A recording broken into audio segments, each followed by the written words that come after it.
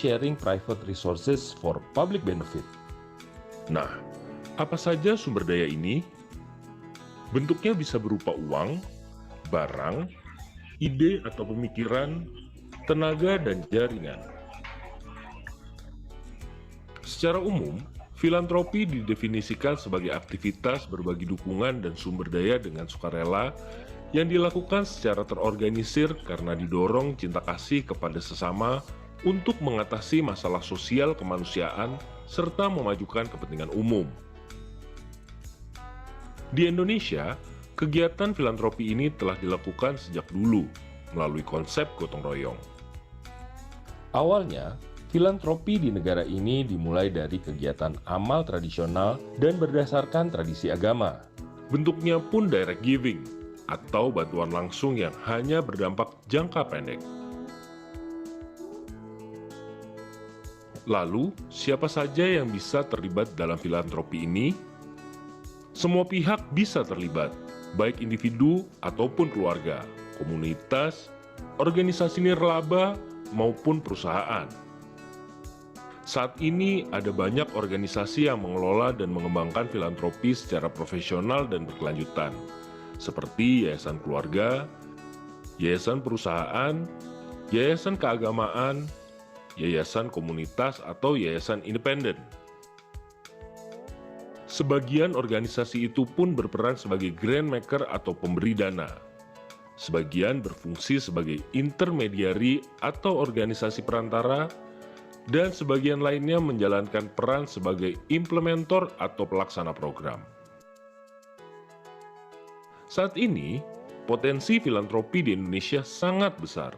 Potensi zakat misalnya, sebagai salah satu bentuk filantropi, diperkirakan mencapai 200 triliun rupiah.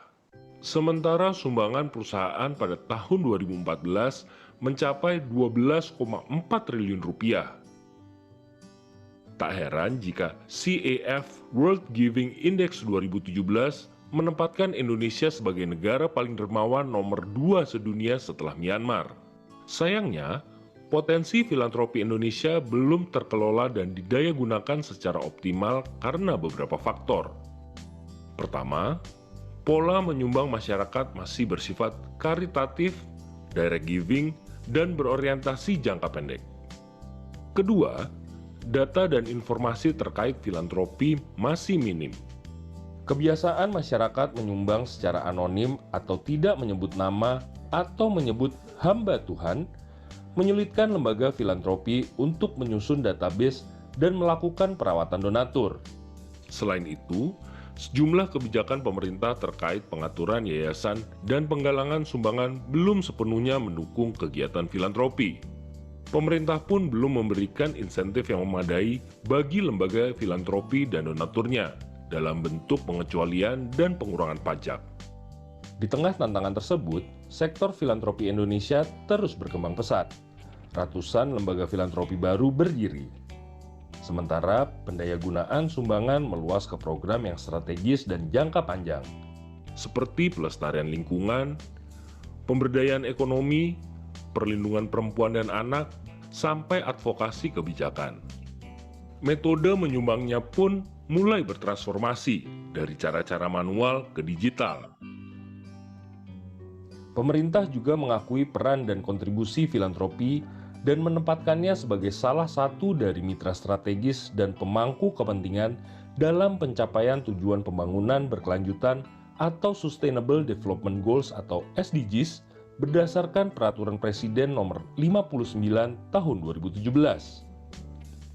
Dengan semakin pesatnya perkembangan filantropi di Indonesia, maka dibutuhkanlah wadah yang dapat memfasilitasi, memberikan arahan, serta mengadvokasi kepentingan para penggiat filantropi.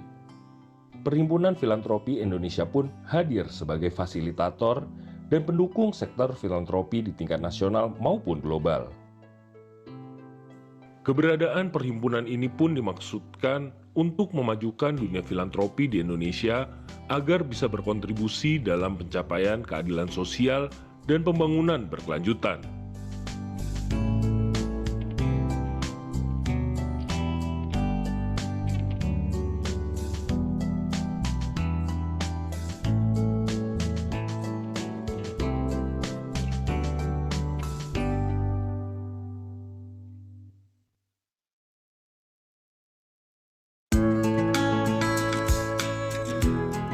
Mungkin sebagian orang masih asing dengan kata filantropi.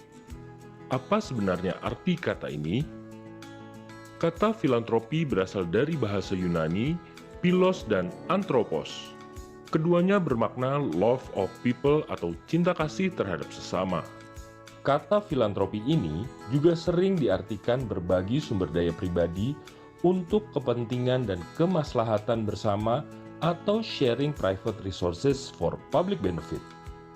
Nah, apa saja sumber daya ini? Bentuknya bisa berupa uang, barang, ide atau pemikiran, tenaga, dan jaringan. Secara umum, filantropi didefinisikan sebagai aktivitas berbagi dukungan dan sumber daya dengan sukarela yang dilakukan secara terorganisir karena didorong cinta kasih kepada sesama untuk mengatasi masalah sosial kemanusiaan serta memajukan kepentingan umum. Di Indonesia, kegiatan filantropi ini telah dilakukan sejak dulu melalui konsep gotong royong.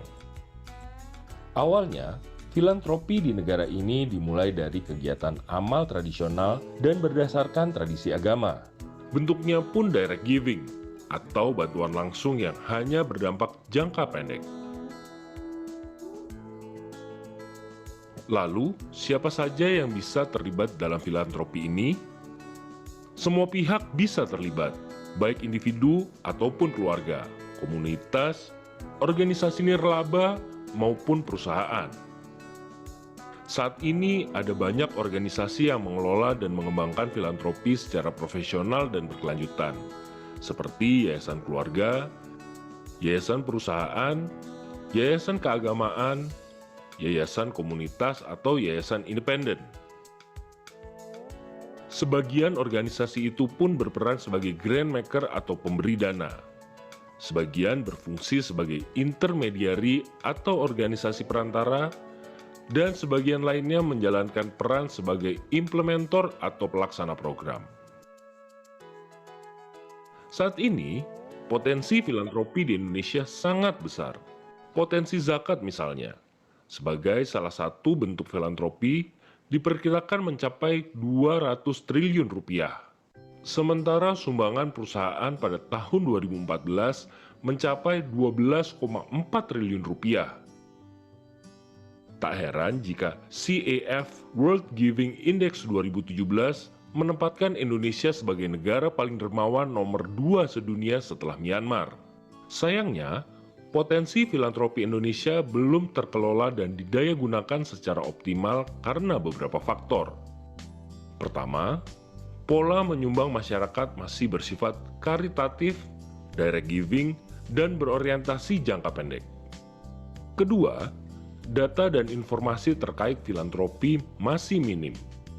Kebiasaan masyarakat menyumbang secara anonim atau tidak menyebut nama atau menyebut hamba Tuhan menyulitkan lembaga filantropi untuk menyusun database dan melakukan perawatan donatur. Selain itu, sejumlah kebijakan pemerintah terkait pengaturan yayasan dan penggalangan sumbangan belum sepenuhnya mendukung kegiatan filantropi. Pemerintah pun belum memberikan insentif yang memadai bagi lembaga filantropi dan donaturnya dalam bentuk pengecualian dan pengurangan pajak. Di tengah tantangan tersebut, sektor filantropi Indonesia terus berkembang pesat. Ratusan lembaga filantropi baru berdiri. Sementara pendayagunaan sumbangan meluas ke program yang strategis dan jangka panjang, seperti pelestarian lingkungan, pemberdayaan ekonomi, perlindungan perempuan dan anak, sampai advokasi kebijakan. Metode menyumbangnya pun mulai bertransformasi dari cara-cara manual ke digital.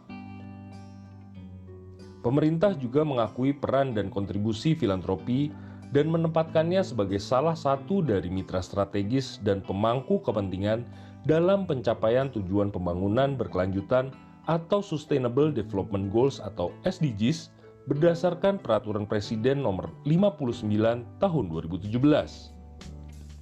Dengan semakin pesatnya perkembangan filantropi di Indonesia, maka dibutuhkanlah wadah yang dapat memfasilitasi, memberikan arahan, serta mengadvokasi kepentingan para penggiat filantropi. Perhimpunan Filantropi Indonesia pun hadir sebagai fasilitator dan pendukung sektor filantropi di tingkat nasional maupun global. Keberadaan perhimpunan ini pun dimaksudkan untuk memajukan dunia filantropi di Indonesia agar bisa berkontribusi dalam pencapaian keadilan sosial dan pembangunan berkelanjutan.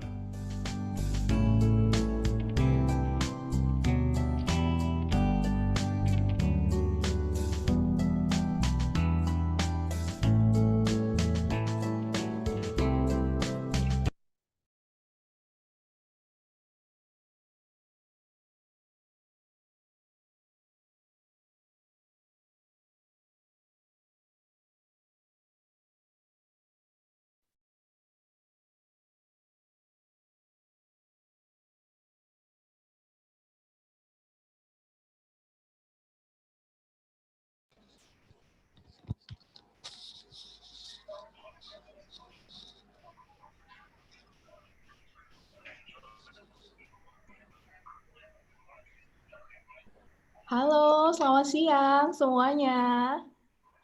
Ya, selamat siang. Baik, Halo, selamat siang. senang sekali bisa berkumpul semua di sini. Assalamualaikum warahmatullahi wabarakatuh. Waalaikumsalam. Warahmatullahi wabarakatuh. Halo, apa kabar Bapak-bapak, Ibu-ibu, rekan-rekan, dan teman-teman semua? Apa kabar siang hari ini? Baik. Ya. Semangat ya, baik. Ini juga jelang akhir pekan, jadi pastinya semangat, sudah hari Kamis, begitu. Perkenalkan, nama saya Hetty, saya dari Filantropi Indonesia, saya yang akan memandu acara ini sampai dengan selesai. Senang sekali hari ini bisa berjumpa dengan bapak-bapak, ibu-ibu, rekan-rekan, dan teman-teman semua dalam acara Filantropi Sharing Session. Nah, Filantropi Sharing Session hari ini adalah episode pertama. Kami ada format baru di mana kami mengundang lembaga filantropi yang merupakan anggota Filantropi Indonesia untuk hadir bersama, kemudian kita bisa mendiskusikan apa saja sih kegiatan atau program-program yang dilakukan di lapangan. Ini menjadi menarik karena di saat pandemi seperti ini, di mana mobilitas serba terbatas, ternyata masih ada orang-orang di luar sana yang kemudian turun ke lapangan untuk membantu sesamanya. Nah, episode 1 kali ini, Filantropi Sharing Session menghadirkan tamu, yaitu Smile Train Indonesia. Mungkin bapak-bapak dan ibu-ibu sudah tahu ya di sini Smile Train itu apa sih gitu, boleh dicari di media sosial begitu. Smile Train Indonesia adalah badan amal internasional yang kemudian juga ada cabang di Indonesia begitu, yang fokus pada isu penanganan sumbing bibir di Indonesia. Kemudian saya juga istilahnya mendapatkan beberapa fakta begitu ya. Mengapa topik ini menjadi menarik untuk dibahas? Karena berdasarkan data yang dihimpun, setiap bulannya ada 600 anak yang mendapatkan bantuan operasi begitu ya untuk penanganan sumbing bibir. Namun pada kenyataannya masih banyak yang belum mengakses bantuan tersebut. Nah, ini akan kita bahas bersama. Sudah ada Ibu Desi dari Smile Train Indonesia, kemudian sudah ada juga Dr. Denny dari secara medis gitu, kemudian juga ada Bapak Hamid Abidin selaku perwakilan dari Filantropi Indonesia. Saya sapa dulu ya di sini ya. Halo Ibu Desi. Halo, selamat siang. Terima kasih. Kemudian di sini juga ada Dr. Denny. Saya ingin menyebutkan gelar Dr. Denny begitu ya, tapi saya mohon dikoreksi kalau nanti saya salah ucap begitu. Ada Letkol Dr. Denny aja cukup, nggak apa-apa. Oke. Dr. Denny nggak apa-apa. Baik, Panjang itu. Oke. Baik, Cukup, Dr. Dr. Denny Denny cukup. merupakan Ketua Bidang Pengabdian Masyarakat Perhimpunan Dokter Plastik Rekonstruksi dan Estetik Indonesia, sekaligus Mitra Dokter Smile Train Indonesia. Kemudian di sini juga ada Bapak Hamid Abidin. Halo Bapak Hamid, selamat siang. Oke, baik. Kemudian tidak hanya sampai di 3 narasumber ini, kita juga menghadirkan nanti ada Bunga Jelita, Putri Indonesia tahun 2017, sekaligus Celebrity Ambassador dari Smile Train. Kemudian kita juga akan menghadirkan Bapak M. Kusni, selaku pekerja sosial dari Smile Train Indonesia. Nanti kedua tokoh tersebut akan memberikan testimoni, kemudian kesaksian-kesaksian di lapangan apa saja sih kemudian yang sudah dilakukan oleh Smile Train Indonesia. Nah, saya ingin langsung ke acara diskusi karena ini nampaknya juga forum sudah mulai ramai, mulai banyak yang masuk gitu kan. Saya akan memulai dengan satu pertanyaan yang istilahnya cukup menggelitik juga ya, cukup basic gitu kepada Ibu Desi. Kesempatan ini saya berikan ke Ibu Desi begitu. Mengapa topik anak-anak dengan sumbing bibir atau kemudian sumbing langit-langit juga ya menjadi urgent untuk dibahas begitu ya Ibu ya? Saya silahkan Ibu untuk kemudian bisa mengembangkan pertanyaan itu sehingga kita di sini terpuaskan nih dengan jawaban itu gitu. Baik, terima kasih Mbak Heti. Betul ini menjadi salah satu concern kita. Kenapa gitu ya? Kita harus membahas tentang bibir sumbing atau umumnya banyak kan orang mengenalnya dengan bibir sumbing atau celah bibir ataupun celah langit-langit. Jadi bibir sumbing untuk saat ini di Indonesia, tadi Mbak Heti juga sempat menyebutkan bahwa memang Smile Train sampai saat ini rata-rata setiap bulan kami mengoperasi 600 sampai 700 operasi bahkan setiap bulan, itu hanya di Indonesia. Yang cukup menjadi concern kita di tengah masa pandemi yang sudah cukup berlangsung selama 8 bulan ini, otomatis itu berkurang karena ya fokus kita saat ini dengan pandemi. Sedangkan sebelum pandemi kita sudah 600-an gitu. Dan itu terus bertambah karena dengan populasi di Indonesia. Kalau adik-adik ini atau bayi-bayi yang menderita bibir sumbing tidak segera kita bantu, seperti umumnya kita tahu masyarakat yang menderita dengan bibir sumbing itu hampir rata-rata mereka mengucilkan diri atau merasa bahwa ada sesuatu kekurangan terhadap anak-anaknya yang menurut mereka tidak perlu diketahui masyarakat gitu, sehingga mereka mengalami keterlambatan untuk menerima bantuan. Ada yang sampai secara psikologis juga keluarganya juga ya karena kondisi bibir sumbing itu akhirnya anaknya tidak sekolah gitu kan. Nah itu kan bisa berakibat kepada kurangnya pendidikan untuk si anak gitu. Jadi tidak hanya kondisi masalah bibir sumbingnya nanti yang menjadi fokus kita, tapi untuk masa depan anak ini sendiri juga akan menjadi beban kita. Dan hanya karena bibir sumbing gitu ya yang sebetulnya bisa kita bantu segera dan juga penanganannya tidak terlalu lama untuk operasi, tapi anak ini harus mengalami dari mulai secara mental, kemudian lingkungan, dari pertumbuhan mereka, haknya dia untuk menerima hak sebagai anak itu juga jadi tidak bisa mereka dapatkan gitu. Jadi itulah menjadi concern kita gitu. Jadi tidak hanya pada penanganan bibir sumbing. Kalau bibir sumbing semakin kita bisa mendapatkan bantuan informasi di mana kita bisa menyampaikan bantuan yang ada ini, itu akan semakin baik. Nah itulah itu menjadi concern kita seperti itu.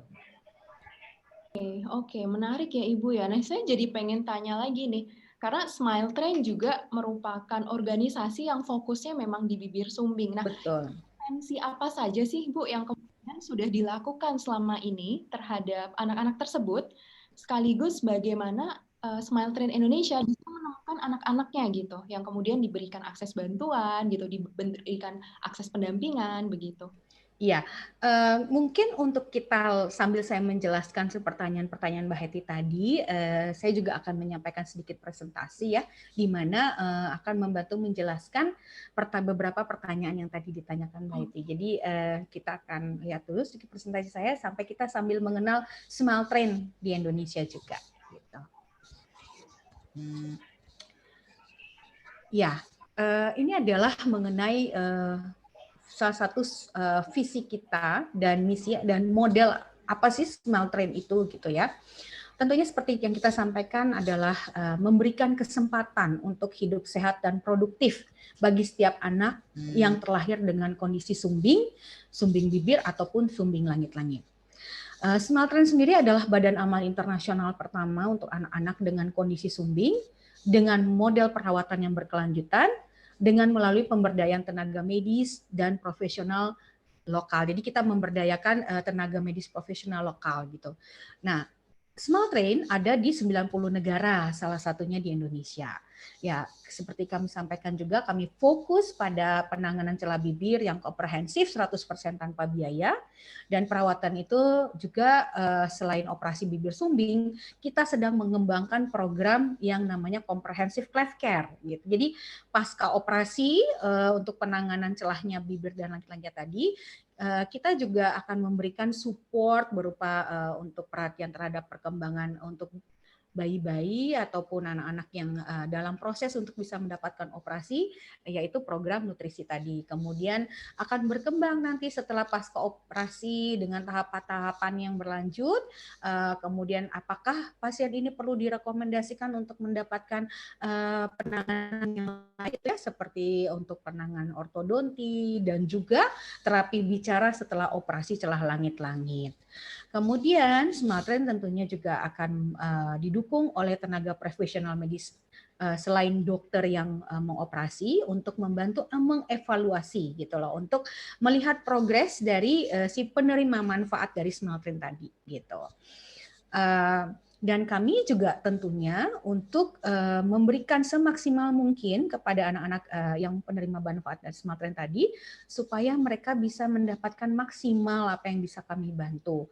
Nah, mengenai bagaimana kami mendapatkan informasi anak-anak tadi yang bisa mendapatkan manfaat dari Smarttrain tadi adalah tentunya kita butuh gitu loh untuk dukungan dari semua kalangan, bagaimana mereka bisa menyampaikan kepada anak-anak penderita bibir sumbing maupun keluarganya, bagaimana dia bisa mendapatkan informasi bantuan ini di saat-saat yang tepat gitu. Jadi jangan kita menghindari untuk keterlambatan supaya pasien ini ketika dibantu itu juga prosesnya dia bisa dalam waktu yang tepat gitu, sehingga dia tidak perlu mengalami masalah perawatan yang terlambat, sehingga nanti juga jadi proses operasinya juga harusnya tahapan-tahapannya itu pada usia sekian, kemudian terlewatkan sehingga akan jadi lebih lama lagi untuk perkembangan dia mendapatkan hasil yang lebih baik gitu. Next slide. Ya, jadi inilah kami kalau secara global ya kita sudah melebihi operasi di seluruh dunia ya, kita sudah lebih dari 1.500.000 operasi yang dilakukan. Kalau untuk di Indonesia sendiri sejak tahun 2002 itu sampai sekarang kita sudah mendekati 90.000 operasi. Itu hanya di Indonesia. Saat ini juga Smarttrain sudah mempunyai sampai 2.100 lebih dokter-dokter yang terlibat ya untuk membantu program Smarttrain, dan di Indonesia kita dibantu kurang lebih hampir 200 dokter. Kita juga mempunyai hampir 700-an rumah sakit yang terlibat dalam program Smarttrain, dan seperti tadi kita sampaikan, beberapa rumah sakit yang saat ini sedang kita melakukan untuk penanganan lebih lanjut ya, selain untuk operasi, termasuk tadi yang program comprehensive cleft care. Gitu. Dan Smarttrain berdiri pertama kali pada tahun 1999 dengan berkantor pusat di New York. Jadi untuk saat ini kita sudah mau memasuki usia 21 tahun. Seperti itu. Next slide. Ya, seperti tadi yang kita sampaikan bahwa anak yang menderita bibir sumbing juga secara physically mereka juga tentunya mengalami kesulitan untuk makan, minum, bahkan juga untuk bayi-bayi terutama ketika mereka harus minum susu gitu ya. Di saat satu sisi bersamaan mereka harus minum susu, mereka juga kesulitan untuk menelan gitu. Jadi sehingga dapat juga mengganggu pernafasan mereka. Jadi itu juga yang menjadi concern kita. Kenapa pasien-pasien ini harus di saat yang tepat dan sesegera mungkin bisa kita bantu. Untuk next slide berikutnya. Ya, apa sih lebih jauh tentang bibir sumbing dan langit-langit sumbing? ada implikasinya ya tentunya ke kehidupan kita ya. Jadi kesulitan bernapas dan makan dan berbicara. Nah, salah satu dari sisi mentalnya adalah sering mengalami intimidasi dan tekanan sosial yang menyebabkan tidak hanya pasiennya juga jadi keluarganya sendiri juga jadi merasa rendah diri gitu kan, jadi berakibat dari pergaulan lingkungannya mereka, kesempatan untuk tadi mereka mendapatkan pendidikan juga jadi terhambat karena mereka jadi malu ke sekolah gitu ya. Ada beberapa kasus banyak yang sering kami temui gitu ya, anak yang tahu-tahu sudah umur 10 tahun tapi belum sekolah gitu ya. Ada yang sekolah, dia sudah sekolah tapi ketika anak ini sudah mulai bergaul dengan teman-temannya, sudah mulai merasa malu gitu ya. Pada saat usia 10 tahun justru dia berhenti sekolah. Kenapa? Karena dia sudah mulai merasa malu ketika diejek di sekolah. Belum lagi dari lingkungan gitu. Jadi banyak sekali mereka anak-anak ini juga yang tidak disupport oleh keluarga gitu ya. Karena mungkin faktor tadi bahwa mereka malu mempunyai anak dalam kondisi bibir sumbing gitu, padahal sama sekali tidak ada hubungannya dengan mitos-mitos gitu, dan itu pure betul-betul adalah fase-fase di mana pada pembentukan proses ketika ibu hamil.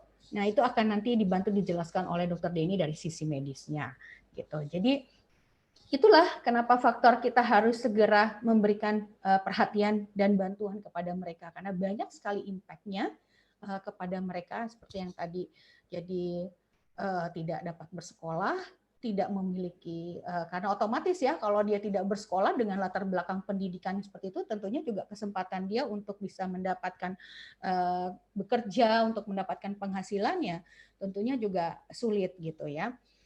Dan juga tentu mengalami gangguan kesehatan yang lain. Nanti bisa dijelaskan juga oleh Dr. Denny bahwa kenapa nih pasien-pasien ini kalau nggak dibantu itu bisa berakibat tadi pada fungsi pendengaran, infeksi gitu ya, macam-macam. Nanti akan dibantu dijelaskan. Dan berikutnya, ya seperti tadi saya sudah sebutkan sedikit bahwa sejak tahun 2002 kita Smarttrain ada di Indonesia, dan saat ini sebetulnya kami sudah mempunyai sampai sekitar kurang lebih 84 rumah sakit mitra yang bekerja sama dengan Smarttrain. Kemudian hampir 90.000 operasi yang sudah kami lakukan sejak tahun 2002 gitu. Dan sejak 5 tahun yang lalu kami sudah mulai membantu 8.000-an operasi per tahun gitu. Nah, kok bisa sampai 8.000 gitu ya? Ya, seperti tadi saya sampaikan bahwa dengan rata-rata bantuan operasi yang kita sudah berikan 600 setiap bulannya, itu kita bisa secara general kita bisa sampaikan kali 12 bulan ya. Kemudian dari Smarttrain sendiri saja 8.000-an gitu yang sudah membantu operasi. Nah, perkiraan kalau kita lihat jumlah populasi atau pertumbuhan di Indonesia per tahun, kalau kurang lebih sekitar 6 sampai 7 juta kelahiran. Untuk Asia 700 kelahiran itu satu pasti lahir bayi dalam kondisi sumbing bibir atau sumbing langit-langit. Nah, kalau kita perkirakan dari 7 juta itu kan bisa rata-rata 9.000 bayi yang akan lahir dalam kondisi celah bibir dan langit-langit gitu. Nah, itulah kenapa yang menjadi concern kita gitu. Nanti akan kita lebih lanjut untuk bicarakan bahwa salah satu yang membuat concern kita adalah setiap satu pasien yang dioperasi, nah itu ada 5 anggota keluarga yang mendapatkan manfaat langsung. Kenapa? Karena satu pasien itu mereka mempunyai orang tua, mereka mempunyai nenek, kakek atau keluarga kakak lainnya, dan senyum itu kan tidak hanya jadi untuk si pasien sendiri, tapi akhirnya berimpact luas kepada sekelilingnya gitu. Jadi orang juga makin menyadari kenapa sih mereka perlu gitu loh untuk dibantu. Next slide. Nah, inilah salah satu program-program yang sudah kita lakukan. Kita juga bekerja sama dengan institusi-institusi, corporate, kemudian bahkan kita juga bekerja sama dengan militer yang luar biasa supportnya kepada kami. Seperti tadi kami sampaikan, Smaltren membantu untuk pembiayaan, baik pembiayaan operasi maupun pembiayaan untuk comprehensive life care tadi. Jadi tidak terbatas hanya kepada operasi saja gitu. Nah, bagaimana sih Smaltren bisa kok sampai 600 operasi atau bisa sampai ribuan operasi setiap tahunnya? Kita sangat disupport gitu oleh banyak komunitas, oleh corporate, social worker, volunteer, kemudian dari institusi militer. Nah, ini yang luar biasa nih supportnya dari institusi militer gitu, karena kami bekerja begitu dengan institusi militer secara serentak, secara nasional kita disupport apa? Beliau-beliau ini sampai terjun ke pelosok-pelosok daerah, mencari informasi tentang pasien bibir sumbing, kemudian menyediakan fasilitas kendaraan, transportasi dari pulau-pulau kecil didampingi oleh bapak-bapak tentara gitu, bapak-bapak polisi gitu, ditemani perjalanan yang menggunakan kapal sampai 2 hari gitu ya untuk pergi ke salah satu rumah sakit menjadi tempat kegiatan operasinya Smaltren, sampai diantar lagi. Itu effort yang luar biasa yang akan sulit kita temui gitu, karena kendalanya dengan kepulauan Indonesia yang kurang lebih 16.000 pulau ya, itu untuk menjaring pasien-pasien yang di pulau-pulau itu kesulitan utama buat kita. Dengan bantuan bapak-bapak TNI ini juga dan bapak-bapak polisi itu bisa terrealisasi, sehingga anak-anak yang di pelosok pulau pun mereka bisa memperoleh haknya seperti itu. Demikian, dan kita juga mengucap terima kasih untuk semua kesempatan yang diberikan pada siang hari ini, Mbak. Mungkin ada setelah ini kita berikan kesempatan kepada Dr. Denny untuk bisa menerangkan apa sih lebih jauh tentang penyebab dari bibir sumbing tadi. Seperti itu. Baik, terima kasih Ibu Desi untuk penjelasannya, karena ini penjelasan dari aspek organisasi yang kemudian mempunyai program sekaligus yang mempunyai istilahnya sudah pernah terjun ke lapangan, experience gitu ya, pengalaman gitu. Itu juga tadi menarik, ternyata selain dari sisi fisik begitu ya, ternyata dari sisi sosial pun banyak tantangannya ya Ibu ya, terutama stigma dari masyarakat begitu. Betul. Nah, untuk melengkapi diskusi kita pada siang hari ini, seperti janji Ibu Desi, gitu kan, di sini sudah ada Dr. Denny. Halo, Dokter. Ya, selamat siang. Selamat siang. Nah, menyambung dari Ibu Desi, saya di sini juga ada pertanyaan nih, Dokter, yang mungkin nanti bisa dijelaskan begitu ya. Ini saya rangkum begitu, ada 3 pertanyaan. Kita semua di sini jadi ingin tahu secara medis begitu, apa sih itu sumbing bibir atau sumbing langit-langit begitu. Kemudian penyebabnya apa? Kemudian untuk kondisi seperti saat ini begitu Dokter, terkait mobilitas serba terbatas karena adanya COVID-19 begitu ya. Apakah operasi yang di lapangan itu juga masih memungkinkan untuk dilakukan, Dokter? Itu saja rasa penasaran saya, Dokter. Silahkan boleh dibahas. Serta saya juga ingin mengingatkan Bapak, Ibu, rekan-rekan, dan teman-teman di sini, kalau misalnya sudah ada pertanyaan, silahkan ditulis di chat box, nanti oleh admin kami akan dikompil dan didistribusikan kepada para narasumber. Baik, silahkan Dr. Denny, saya persilahkan. Baik, Assalamualaikum warahmatullahi wabarakatuh, selamat siang, salam sejahtera buat kita semua. Terima kasih atas kesempatannya. 3 pertanyaan, tapi kayaknya panjang itu jawabnya. Jadi yang pertama tadi kaitannya kenapa kira-kira sampai, apa itu sumbing bibir dan langit-langit, kira-kira seperti itu yang pertama ya. Baik, sumbing bibir dan langit-langit itu adalah keadaan tidak menyatunya sisi antara yang kiri dengan yang kanan dari bibir ataupun dari langit-langit sehingga dapat muncul celah. Celah itu bisa bersifat satu sisi, bisa juga bersifat 2 sisi. Kalau satu sisi itu namanya unilateral, kalau 2 sisi itu namanya bilateral. Nah, Penyebabnya apa? Penyebabnya itu ada beberapa faktor. Kalau mau dibilang, waktu zaman saya sekolah itu diajarin itu bisa karena multifaktorial. Jadi multifaktorial itu kaitannya bisa berkaitan dengan genetik, bisa juga berkaitan dengan nutrisi, bisa juga ada kaitannya berkaitan dengan radiasi, bisa juga dengan obat-obatan. Jadi multifaktorial. Kalau dibilang hanya satu faktor saja, itu juga tidak menjadi satu hal yang bijak. Namun secara statistik memang ada data yang menyatakan bahwa kalau dari orang tua dengan sumbing, bapaknya sumbing, ibunya sumbing, maka anaknya itu akan ada resiko kurang lebih sebesar 60%. Kalau hanya satu bapaknya aja mungkin hanya sekitar 40%, ibunya saja sekitar 40% juga. Tapi itu pun tidak serta-merta kalau bapaknya sumbing, ibunya sumbing, terus anaknya pasti sumbing. Enggak, itu hanya faktor kemungkinan yang bisa terjadi, probabilitas yang mungkin terjadi. Seperti tadi saya sampaikan bahwa tidak hanya faktor genetik, tapi juga bisa berpengaruh faktor-faktor yang lain. Seperti contoh nutrisi, dengan adanya kekurangan nutrisi gizi yang kurang atau gizi yang buruk juga bisa menimbulkan gangguan sumbing bibir dan langit-langit. Kemudian radiasi juga, paparan radiasi juga bisa, ataupun obat-obatan yang bersifat teratogenik. Kira-kira seperti itu. Kemudian yang terakhir tadi apa saya lupa ya? Satu lagi, pertanyaan yang ketiga.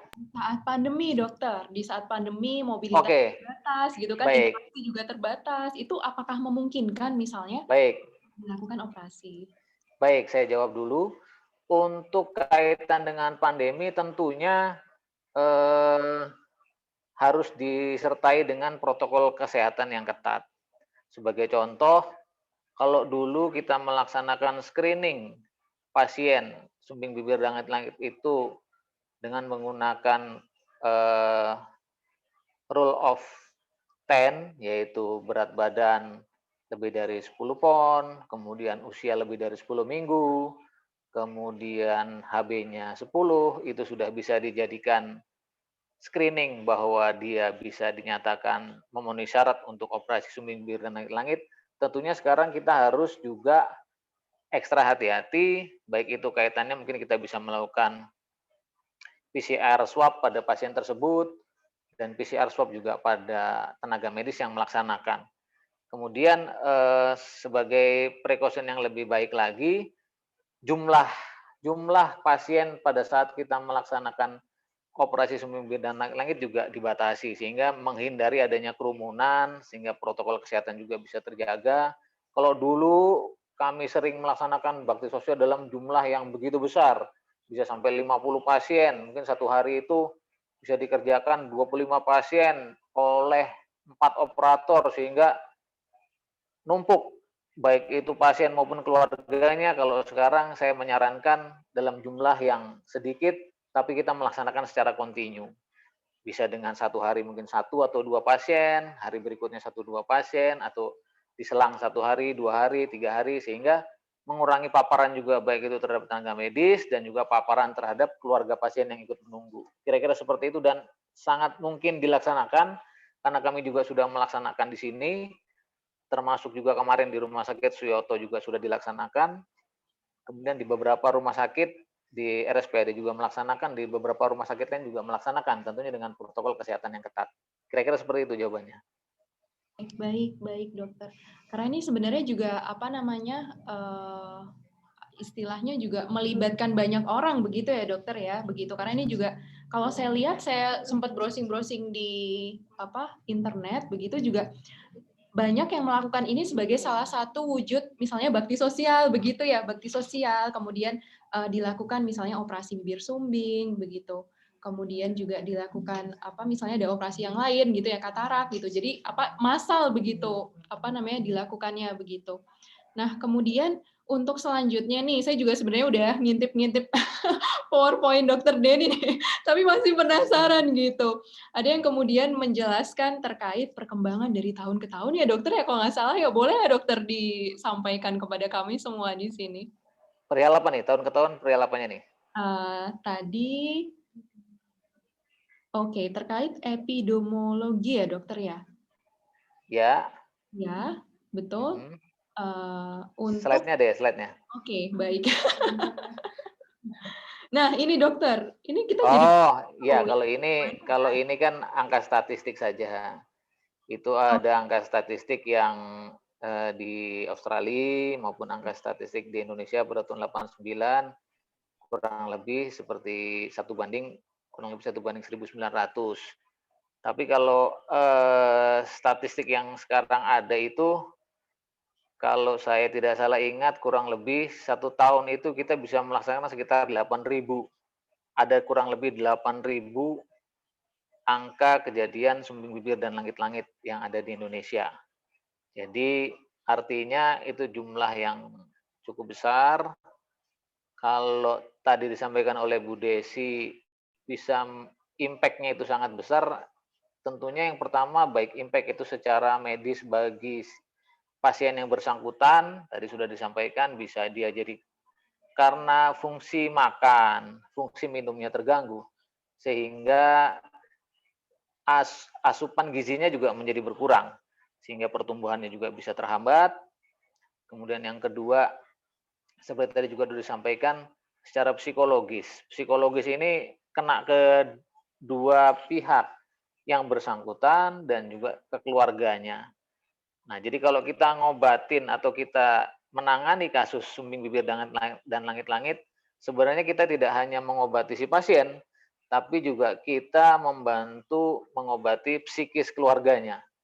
Dengan dengan yang anaknya itu dioperasi, yang tadinya itu mungkin kalau kemana-mana ditutupin kain, kemudian pergi kemana-mana nggak pernah diajak. Begitu selesai operasi, habis itu muncul deh di Instagram, muncul dari Facebook, sehingga orang juga istilahnya secara level of confidence dari keluarga tersebut juga menjadi lebih baik. Itu mungkin juga salah satu sisi positif yang menurut saya sangat-sangat diperlukan baik oleh pasien maupun oleh keluarganya. Oke, baik dokter. Wah, ini lengkap sekali ya. Dokter juga sudah memberikan kisi-kisi di bidang sosial begitu. Ternyata juga selain stigma, kemudian juga menyerang level of confidence seseorang begitu. Nah, untuk melengkapi diskusi kita siang ini, saya juga akan mengundang Bapak Hamid Abidin karena tadi sudah dibahas terkait aspek-aspek sosialnya ya, begitu teman-teman semua di sini. Nah, saya ingin kemudian beralih nih ke isu sektor lain, yaitu sektor filantropi. Karena tadi juga melibatkan sosial, begitu. Di sini Pak Hamid, saya ingin bertanya, bagaimana kemudian cara mengajak masyarakat untuk peduli dan mau membantu untuk isu-isu seperti ini? Oke, baik. Sebelum membahas lebih jauh terkait sektor filantropi dan untuk menambah paparan Dr. Denny dan kemudian Ibu Desi, kita di sini sudah menyiapkan video yang bisa disaksikan oleh Bapak-bapak, Ibu-ibu, peserta, sekaligus rekan-rekan. Bisa disaksikan bersama, ini adalah video dari Smile Train Indonesia terkait penanganan sumbing bibir di Indonesia. Selamat menyaksikan. Bapak-bapak, ibu-ibu, peserta, sekaligus rekan-rekan, bisa disaksikan bersama. Nama saya Ayu Rahmawati, umur saya 9 tahun. Bapak saya bibirnya sumbing. Saya juga mengalami.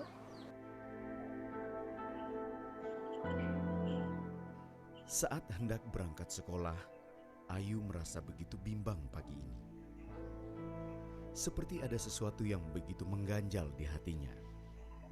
Ternyata, sumbing bibir yang diderita Ayu sering menjadi bahan ejekan oleh teman-temannya selama ini.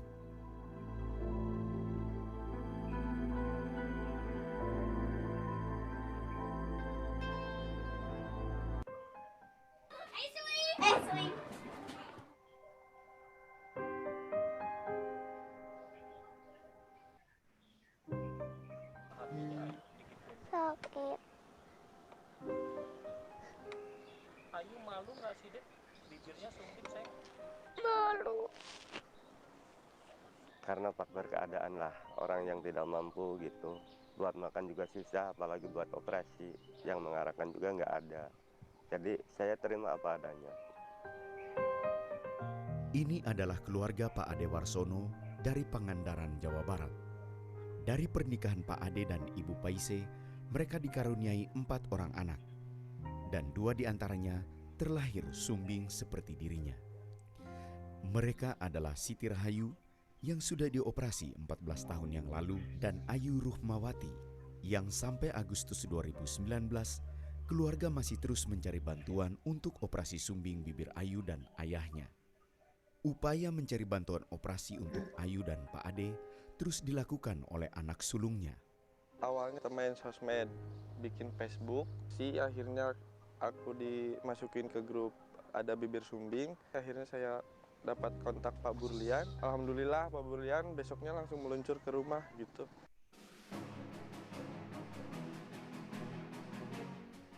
Pada tanggal 5 Oktober 2019, TNI genap berusia 74 tahun. TNI menjalankan tugas pokok utamanya yaitu operasi militer dalam perang dan operasi militer non-perang. Salah satu operasi militer non-perang TNI adalah pemberian bantuan kemanusiaan seperti bakti sosial kesehatan yang kerap dilakukan, termasuk bakti sosial sumbing bibir dan langit-langit bagi masyarakat yang membutuhkan di seluruh pelosok Indonesia. TNI memiliki kemampuan dan semangat dalam menjangkau setiap pelosok demi sebuah misi mulia, yaitu menolong para penderita bibir sumbing yang sangat membutuhkan. Peran TNI Babinsa sangat efektif dalam mensosialisasikan dan mendata setiap penderita bibir sumbing di wilayah mereka.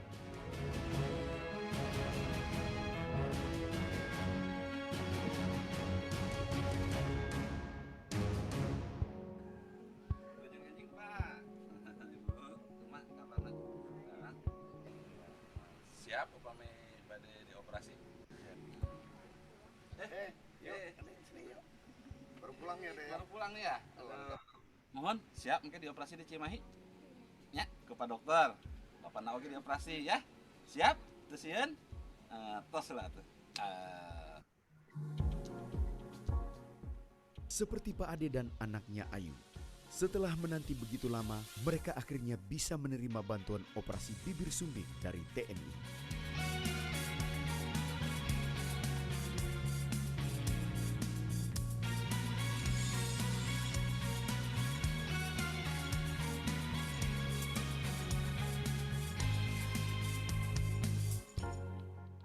Operasi bibir sumbing secara cuma-cuma bagi Pak Ade dan Ayu dilaksanakan di Rumah Sakit Tingkat 2 Dustirat Kodam 3 Siliwangi yang berlokasi di Kota Cimahi, Jawa Barat pada tanggal 28 Agustus 2019.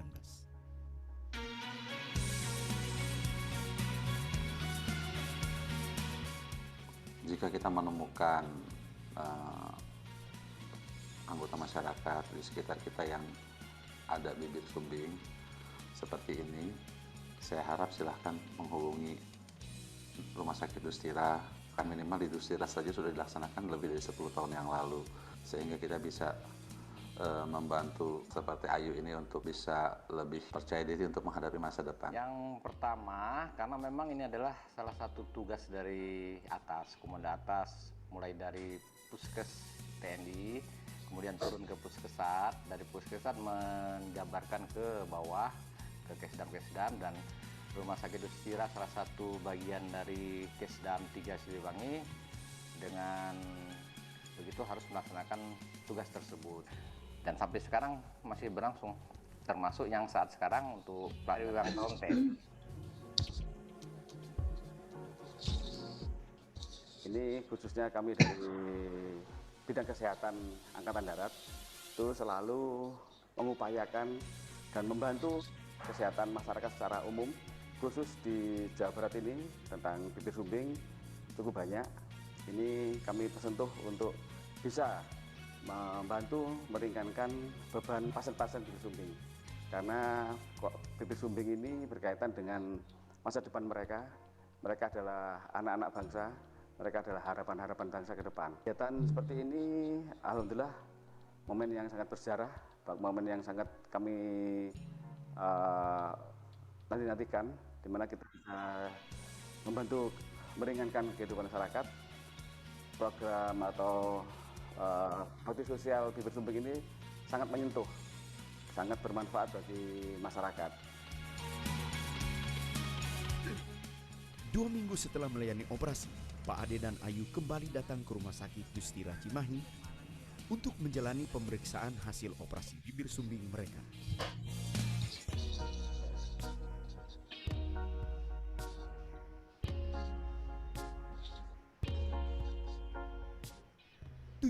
Tahun sudah, TNI hadir di tengah-tengah masyarakat Indonesia.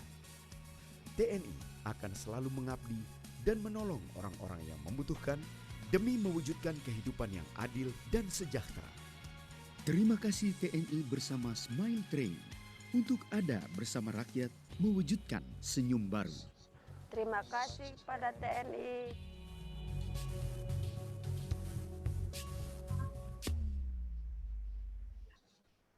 Baik, menarik sekali ya videonya. Nah, mungkin masih ada beberapa pertanyaan, tapi sebelum saya beralih ke Pak Hamid Abidin untuk sektor filantropinya, di sini Ibu Desi akan menambahkan beberapa statement begitu ya Ibu ya terkait video ini. Silahkan Ibu Desi. Ya, terima kasih Mbak Heti. Kebetulan kita memilih video ini karena ini adalah yang terakhir terbaru sebetulnya yang kegiatan kami bersama TNI pada bulan Oktober 2019 yang lalu gitu. Jadi salah satu yang menjadi kisah dari pasien ini adalah pasien kita yang terdekat di daerah Pangandaran. Nah, ini adalah salah satu contoh kasus bahwa dalam satu keluarga juga ada banyak beberapa, kita temui cukup banyak gitu ya, pasien-pasien tidak hanya anak, ada juga anak, orang tua, atau bahkan kakeknya, neneknya juga menderita bibir sumbing.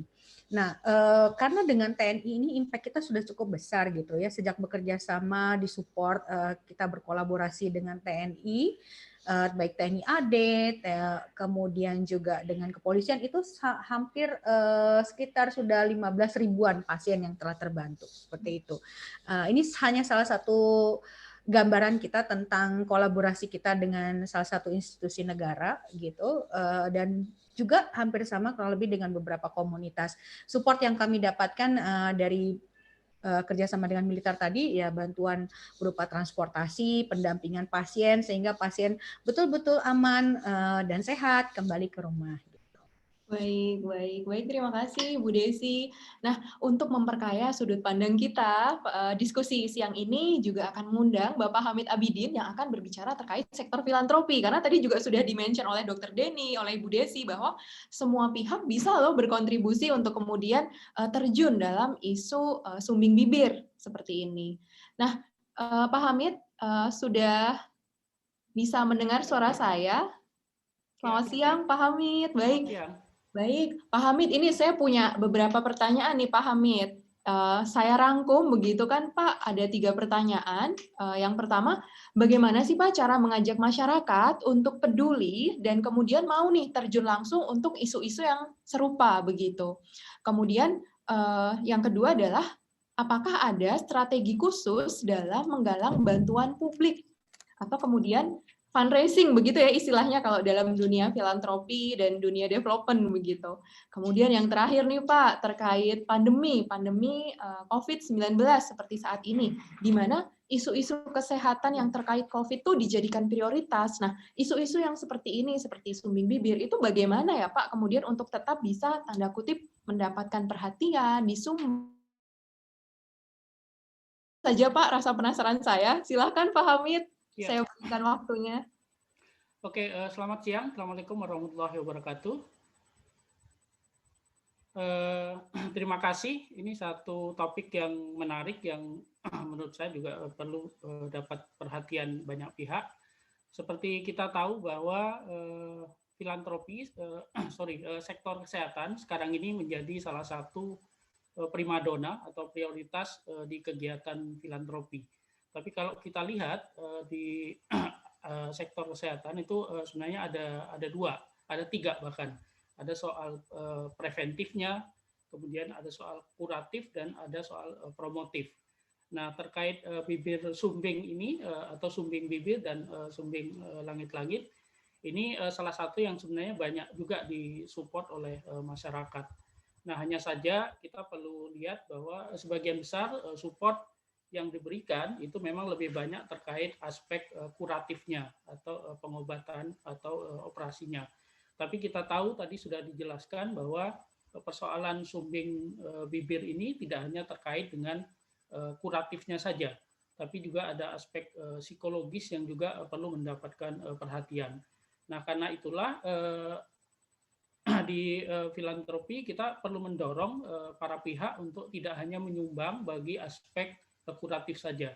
Dan sekali lagi kalau dilihat dari video tadi, dampaknya itu luar biasa terhadap psikologis dari penderita atau penyintasnya. Jadi yang perlu kita dorong juga bagaimana mempromosikan isu ini agar satu ada semacam pendampingan atau semacam edukasi terhadap masyarakat untuk melindungi dan membantu para pasien penderita sumbing bibir ini. Yang kedua, kemudian tadi memberikan semacam edukasi agar tidak terjadi diskriminasi atau bullying terhadap mereka. Karena kasihan sekali mereka sudah mengalami cacat secara fisik, tapi kemudian mendapatkan bullying yang nanti juga akan berdampak pada psikologinya. Jadi perlu didorong partisipasi publik untuk mendampingi mereka. Jadi promosi atau kampanyenya tidak hanya diarahkan untuk menggalang dukungan dana bagi operasinya, tapi juga menggalang dan mengedukasi publik agar mereka bisa membantu dan mendukung para pasien ini untuk menjalani kehidupannya secara normal. Jadi misalnya ada pendampingan, ada konseling. Sekali lagi mereka juga perlu didorong untuk lebih percaya diri dan lingkungannya untuk lebih mau menerima, tidak ada bullying dan lain-lain. Nah, yang terpenting juga tadi memberikan kesempatan pada mereka untuk mengakses pendidikan maupun pekerjaan. Jadi mungkin ada semacam kampanye spesifik, misalnya teman-teman yang bergerak di bidang beasiswa atau training-training, mungkin perlu memberikan kampanye secara khusus untuk memberikan kuota secara khusus bagi para penderita ini. Sehingga sekali lagi dengan memberikan kampanye semacam itu, kemudian orang aware bahwa ada kelompok tertentu, yaitu para penderita bibir sumbing atau sumbing bibir yang memang perlu didahulukan, dan dengan begitu orang menjadi sadar bahwa mereka perlu dibantu. Begitu juga diakses pekerjaan, bahwa sekali lagi dengan kekurangan yang mereka miliki, mereka bisa bekerja dengan baik, mereka bisa berkarya, sehingga sekali lagi juga bisa membantu rasa percaya diri mereka. Nah, yang lain juga menurut saya juga perlu didorong para penyintas atau penderita yang sudah dioperasi untuk melakukan give back, ya. Mereka sudah berhasil ditolong, karena itu perlu didorong bagi mereka untuk berbuat sesuatu.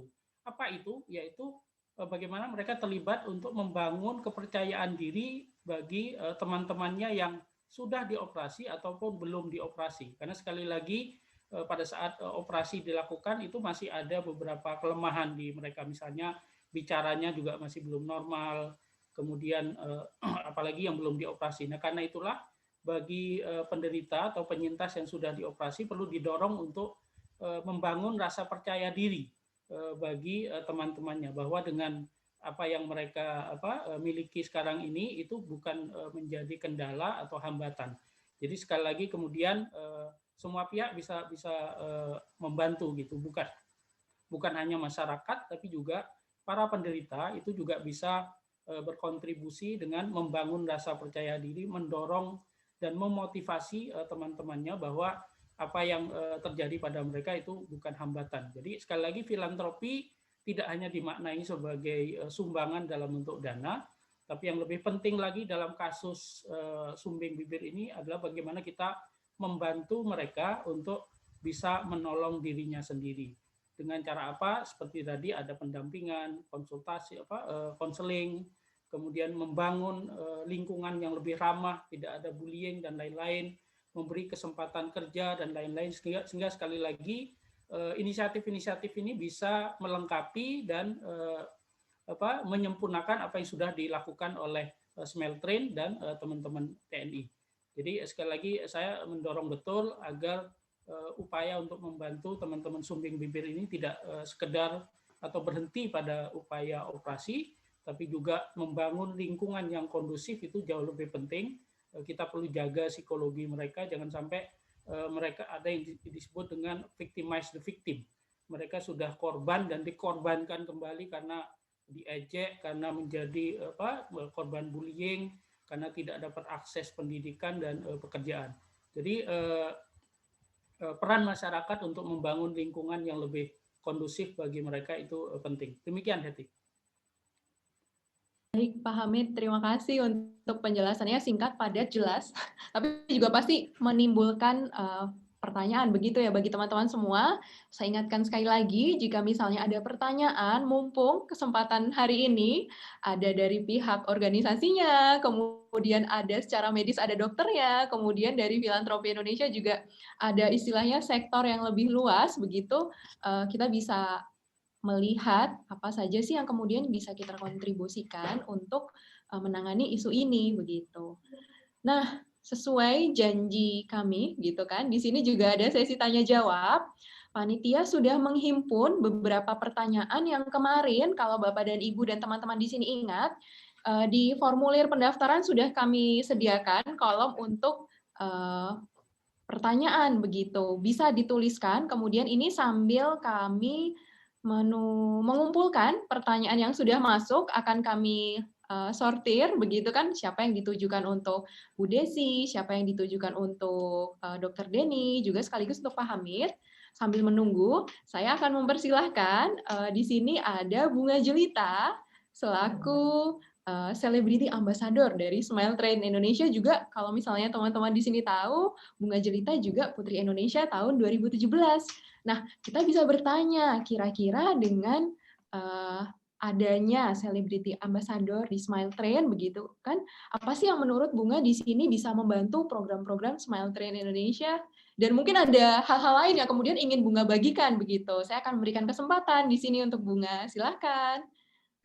Halo, Assalamualaikum warahmatullahi wabarakatuh. Kedengeran ya suaraku ya? Ya, alhamdulillah.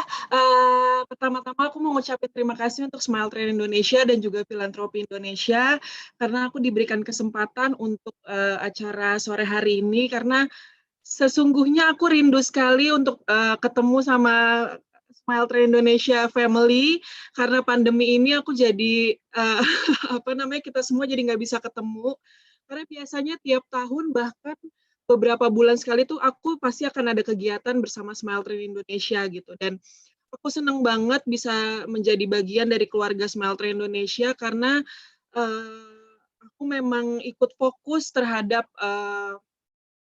bibir sumbing yang dihadapi oleh Indonesia saat ini, khususnya untuk anak-anak kecil gitu, karena kebetulan aku cinta banget sama anak kecil gitu, dan aku mengenal Smeltrain Indonesia itu dari 2017 ketika pertama kali aku dinobatkan menjadi Putri Indonesia 2017 gitu.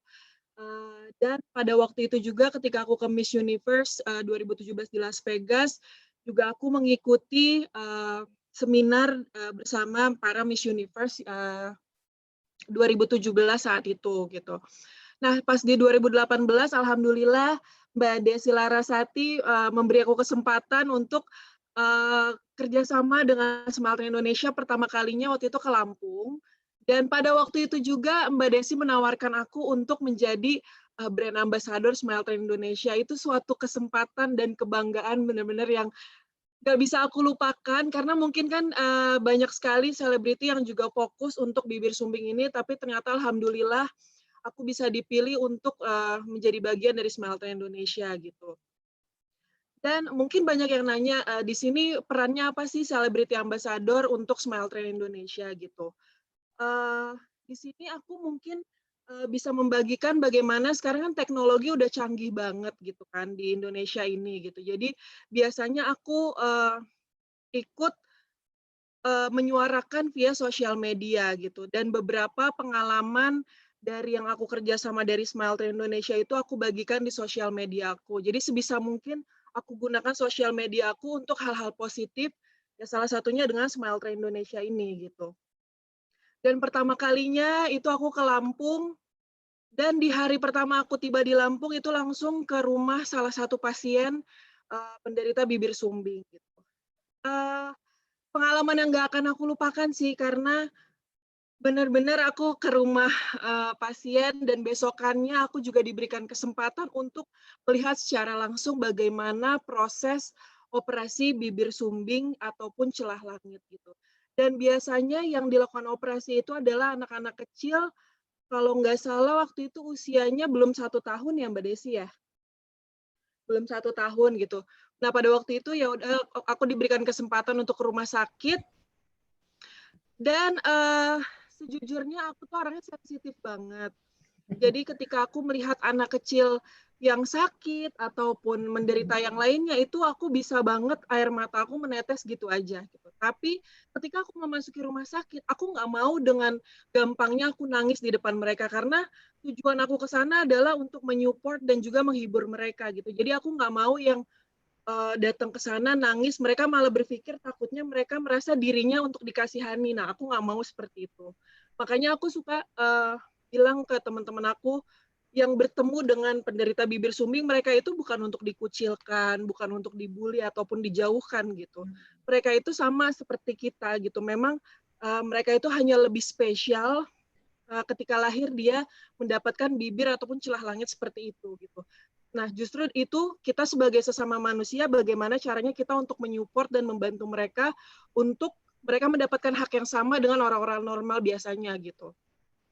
Ya udah akhirnya dari sana aku membagikan balon, terus menghibur mereka gitu. Bahkan satu pun aku nggak ada yang melihat mereka seperti menderita ataupun kayak menangis ataupun kayak ngerasa mereka dirinya beda, nggak ada. Makanya dari situ aku kayak wow, mereka terlihat, maksudnya dari fisiknya mereka ada bibir sumbing ataupun celah langit, tapi mereka nggak kasih tahu ke kita kayak merasa gimana gitu. Makanya aku di sana semakin semangat untuk menghibur dan juga menyupport mereka gitu. Nah dari situ aku sering banget seminar-seminar bersama Smile Train Indonesia, dan yang paling membanggakan buat aku adalah peran aku di sini sebagai Celebrity Ambassador Smile Train Indonesia. Salah satunya sudah beberapa kali banyak banget yang message ke aku kayak minta bantuan, entah adiknya atau sepupunya, itu mereka ada salah satu anggota keluarga mereka yang memiliki bibir sumbing ataupun celah langit. Makanya aku sering banget capture ke Mbak Desi. Mbak Desi ini gimana, ada yang minta tolong gitu. Ya udah akhirnya setelah berapa bulan atau berapa minggu waktu itu ya Mbak Desi, ternyata sudah ditangani oleh Smile Train Indonesia. Terus sampai orang itu ngirimin foto bahwa sudah dioperasi gitu. Nah itu kayak aku ada kebanggaan tersendiri karena wow, maksudnya ini kan aku dari sosial media, mungkin aku nggak bisa membantu mereka dengan materi, aku nggak bisa membantu mereka dengan datang secara langsung, tapi dengan menyampaikan aku via ke Smile Train Indonesia tim gitu, dan mereka sudah ditangani, itu merupakan suatu kebanggaan tersendiri untuk aku. Gitu sih.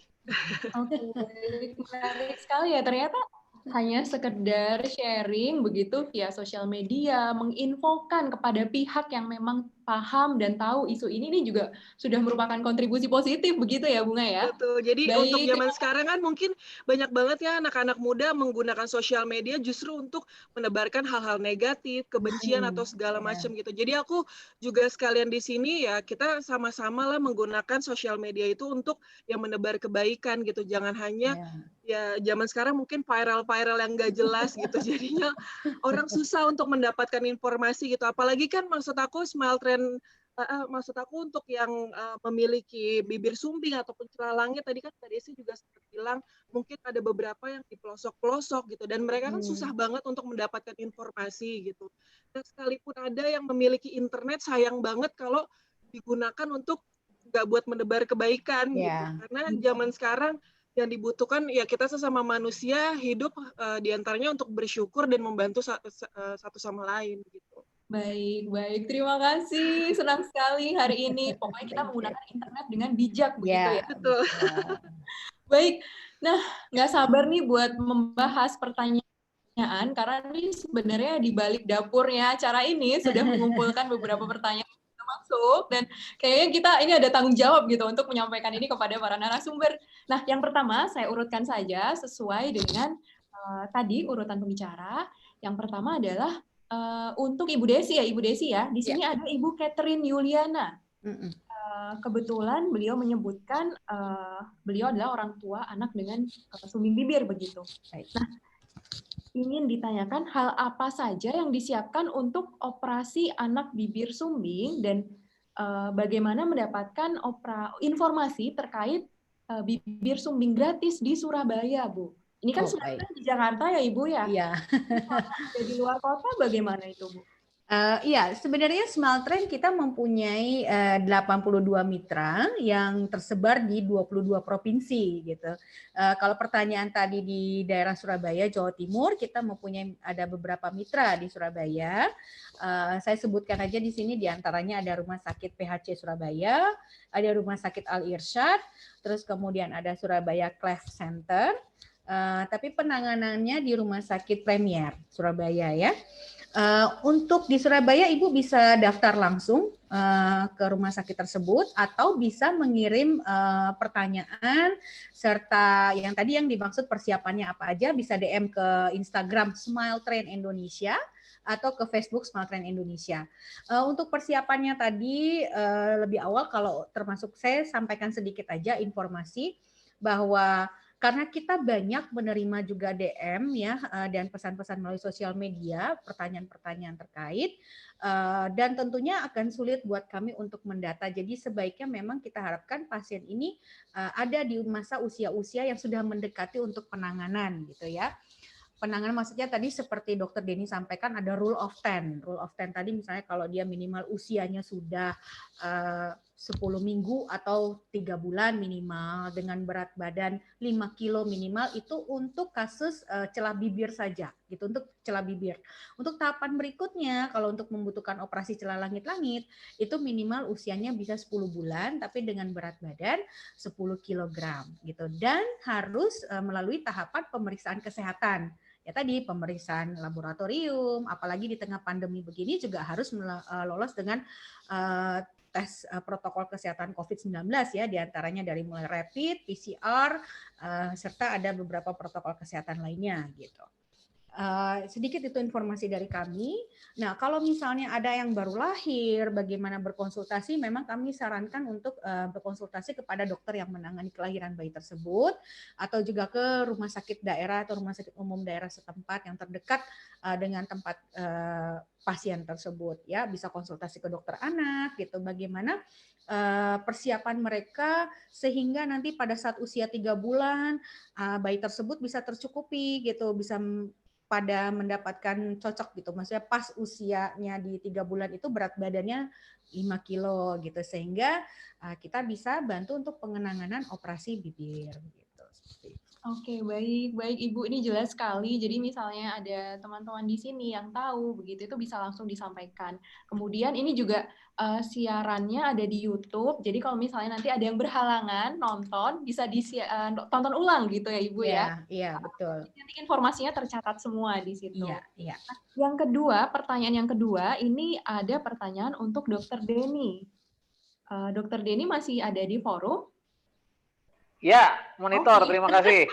Baik. Oke, semangat. Sorry sambil ngerjain sesuatu. Multitasking. Gimana? Iya, gimana? Ini dari Ibu Rini Sinaga. Ini juga orang tua anak dengan bibir sumbing dan celah langit. Dokter, anak saya sudah menjalani operasi bibir sumbing dan celah langit. Usianya sekarang sudah 4 tahun. Nah, apa yang harus saya lakukan untuk perbaikan gusi dan gigi anak saya? Sedangkan untuk ke rumah sakit saja takut. Mungkin ini konteksnya saat ini ya dokter ya. Jadi memang ada keterbatasan begitu. Ya. Baik, kalau untuk dalam situasi pandemi, yang pertama memang ada baiknya berkomunikasi dulu dengan dokter. Baik itu bisa via online, bisa lewat WhatsApp mungkin, atau video call dulu juga bisa. Sekarang teknologi kan sudah canggih. Iya. Kita bisa konsultasi lewat video call, kita bisa konsultasi lewat WhatsApp. Mungkin kalau untuk perihal timing, kalau yang tadi untuk gusi, usianya memang harus dalam usia 8 atau 9 tahun. Jadi kalau usia 4 tahun, untuk operasi gusi memang belum waktunya. Jadi bisa menunggu pada saat nanti dia usia sudah 8 atau 9 tahun, bisa komunikasi dulu dengan dokternya. Kemudian kalau bisa, datanglah ke rumah sakit yang memang bukan rumah sakit rujukan COVID. Itu mungkin akan lebih mengurangi resiko terkena COVID itu sendiri. Ya, mungkin kira-kira seperti itu jawabannya. Oke, baik. Terima kasih dokter. Semoga menjawab ya. Terima kasih. Bu Rini Sinaga, begitu. Nah, ini juga ada pertanyaan untuk Pak Hamid. Jadi ini hari ini merata sih pertanyaan yang masuk. Kayak peserta juga udah tahu nih pengennya mau kemana gitu pertanyaannya. Nah, untuk Pak Hamid di sini ada pertanyaan terkait kontribusi dari sektor filantropi itu sendiri. Di sini ada Ibu Yuliana dari Bapak Litbang. Bagaimana mendapatkan peluang untuk bermitra dengan filantropi? Mungkin maksudnya dengan organisasi filantropi ya, dalam penanganan bibir sumbing di daerah. Ya, terima kasih Heti. Baik. Kedengaran ya suara saya? Baik Pak. Iya Pak. Oke, ya terima kasih. Jadi bisa saya jelaskan bahwa sekali lagi Perhimpunan Filantropi Indonesia atau Filantropi Indonesia ini adalah satu asosiasi yang beranggotakan lembaga-lembaga filantropi. Jadi anggota kami adalah lembaga-lembaga yang memang bergerak dalam kegiatan amal, kegiatan menggalang dan menyalurkan sumbangan. Nah, yang perlu dipahami bahwa Filantropi Indonesia punya posisi sebagai lembaga payung dan kami tidak menyalurkan dana. Jadi kami ini hanya tempat berkumpul, berkoordinasi dan berkolaborasi dari lembaga-lembaga filantropi di mana mereka di filantropi kemudian bisa berkomunikasi, bisa melakukan capacity building, pelatihan dan lain-lain. Tapi untuk penyaluran sumbangan itu biasanya dilakukan oleh masing-masing organisasi filantropi. Nah, perlu diketahui bahwa di lembaga di Filantropi Indonesia ada banyak anggota kami yang juga bergerak di isu sumbing bibir. Salah satunya tentu Smeltrin yang sekarang menjadi salah satu pemain kunci dari isu ini. Yang lain juga ada banyak yang juga sebenarnya juga banyak bekerja sama dengan Smeltrin juga. Misalnya ada Yayasan Media Group yang mungkin sering juga bekerja sama dengan Smeltrin. Kemudian Pundi Amal Peduli Kasih, kemudian beberapa lembaga amil zakat juga. Jadi ada banyak lembaga yang bergerak di isu ini. Jadi Bapak dan Ibu bisa menghubungi mereka dan bisa mengakses informasinya di web Filantropi Indonesia, yaitu filantropi.or.id. Dari situ bisa dicari lembaga-lembaga yang memang punya program, punya isu yang terkait dengan sumbing bibir. Nah, tadi ada hal yang belum sempat saya jawab dari pertanyaan Heti terkait bagaimana kemudian mempromosikan isu ini ke masyarakat. Karena sekali lagi isu ini penting, tapi nggak banyak juga yang menyumbang, terutama hal-hal yang sifatnya promotif dan preventif tadi. Kita perlu tahu bahwa sekali lagi dalam konteks fundraising itu selalu dimaknai sebagai buka mata, buka pikiran, buka hati, dan buka dompet. Nah, karena itulah yang perlu dilakukan pertama kali yaitu membuka mata, mengedukasi masyarakat, menyadarkan masyarakat, memberikan pemahaman pada masyarakat bahwa ada persoalan terkait sumbing bibir ini. Kita perlu sampaikan ke mereka bahwa ini bukan hanya persoalan medis, tapi juga terkait psikologis yang berdampak pada mental, berdampak pada kesempatan mereka untuk mengakses pendidikan dan pekerjaan. Jadi itu perlu dikampanyekan sehingga masyarakat menjadi paham terhadap isu ini. Membuka pikiran, kita perlu pahamkan bahwa isu ini bukan isu yang menjadi menjadi bagian dari persoalannya Smeltrain ataupun persoalannya TNI ataupun lembaga filantropi. Ini isu kita semua. Ya, jadi perlu diedukasi bahwa isu ini bukan hanya isunya LSM, bukan isu pemerintah, tapi isu kita semua karena itu perlu mereka berkontribusi.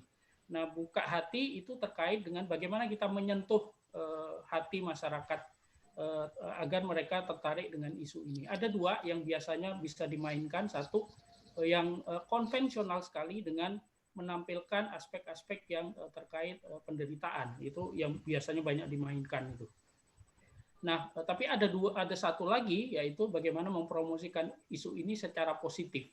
Misalnya tadi digambarkan bahwa meskipun mereka punya spesial punya kecacatan atau ada kondisi fisik yang tidak sempurna, tapi mereka punya prestasi, mereka bisa tersenyum, mereka punya kebanggaan, dan itu perlu dipromosikan. Sehingga sekali lagi isu ini tidak didekati dengan apa yang disebut dengan isu tadi, berurai air mata.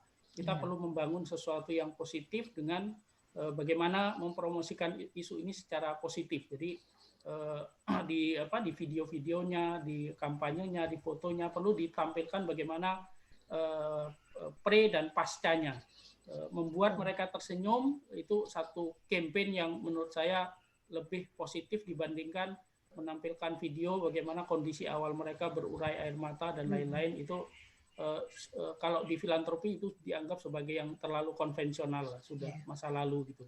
Kita perlu mengedukasi masyarakat untuk sesuatu yang positif. Nah, terakhir buka dompet itu bukan hanya terkait bagaimana menyumbang, tapi tadi kita perlu sampaikan bahwa penderita sumbing bibir ini punya beberapa kebutuhan. Bukan hanya kebutuhan terkait operasi, tapi ada juga mereka butuh didampingi, mereka butuh akses pendidikan, mereka butuh akses pelatihan, mereka butuh akses gizi, mereka pun butuh akses pekerjaan, dan yang penting mereka butuh lingkungan yang kondusif, sehingga semua orang kemudian berkontribusi sesuai dengan kapasitasnya masing-masing.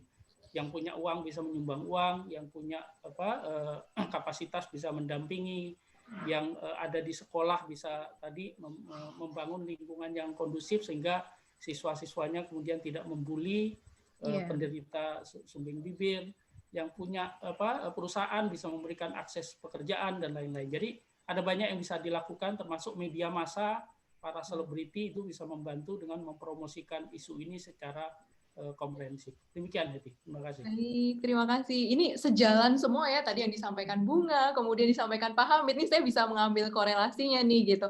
Sehingga acara kita pada siang hari ini juga judulnya dari awal, kalau misalnya Bapak-Bapak dan Ibu-Ibu dan rekan-rekan semua lihat, di sini kita judulnya berbagi untuk pulihkan senyum anak Indonesia, karena kita ingin memberikan sesuatu hal yang positif begitu, mengajak masyarakat untuk berkontribusi lewat hal yang positif.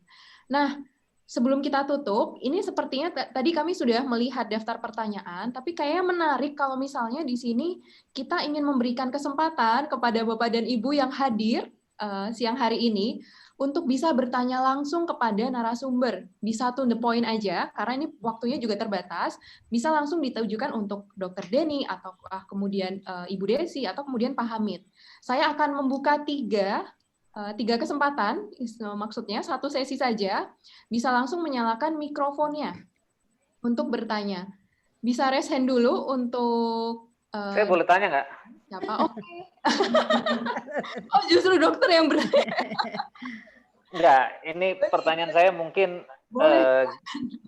kalau boleh langsung saya tanya nih, kalau boleh. Oh, boleh. Boleh, oke. Jadi gini. Boleh, nggak apa-apa, dokter. Kebetulan saya itu sering mendapat kesempatan untuk melaksanakan baksos. Saya sudah melaksanakan baksos dari Sabang sampai Merauke. Nah, kendala di lapangan itu, sebagaimana kita tahu, kita kan ini negara kepulauan. Ya. Kadang ada pasien yang harus datang dengan menggunakan kapal.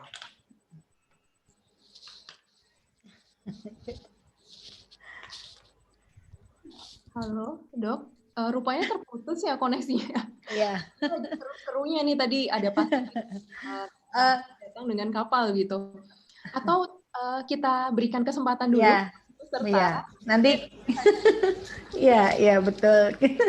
Boleh raise hand, nanti silakan dinyalakan mikrofonnya. Ada yang mau bertanya ataukah sudah cukup jelas penjelasannya untuk kemudian bertanya? Ada yang ingin bertanya? Selamat siang. Selamat siang. Selamat siang. Ya, saya Silakan, Pak. Saya dari Bogor. Oh, baik. Saya ini mau tanya, anak saya kan mengalami bibir sumbing. Nah, nanti pas operasi, berapa lama sih recovery-nya untuk kembali normal, baik gitu. Nah, lalu bagaimana peluangnya untuk menyusui secara normal gitu, supaya dapat ASI yang optimal setelah operasi itu. Nah, itu aja kira-kira. Baik Pak Syam. Terima kasih. Ibu Desi mungkin bisa bantu menjawab ya Ibu ya, atau Ya, baik. Saya lihat sebetulnya saya lihat Dr. Denny sudah kembali, tapi Dok izin saya mau jawab sebentar, ada pertanyaan dari salah satu peserta dari Pak Syam. Silakan. Ya, Silakan. Pak Syam, tidak perlu khawatir ya untuk penanganan bantuan operasi anaknya. Nanti bisa mengirimkan pesan DM ke Smile Train Indonesia di Instagram kami atau Facebook. Nanti kita akan komunikasi lebih lanjut karena kita harus mengetahui usianya berapa anaknya, dan kemudian kita perlu foto, mungkin bisa tampilkan foto wajah anaknya supaya kita lihat kondisi celah bibir anaknya. Dan untuk menyusui, kalau saya boleh tahu apakah melahirkannya di rumah sakit atau di klinik, di sana biasanya di rumah sakit atau di klinik itu akan diberitahukan gitu ya bagaimana cara menyusui untuk anak yang menderita celah bibir. Tapi nggak usah khawatir, Bapak juga bisa silakan browsing, ada di YouTube ya. Itu ada namanya feeding video Smile Train Indonesia. Jadi feeding video itu adalah cara bagaimana memberikan minum atau menyusui untuk anak-anak yang menderita celah bibir dan langit-langit. Di situ ada panduan untuk berupa jika bayi itu menggunakan susu formula maupun menyusui. Gitu. Jadi ada caranya di situ disampaikan.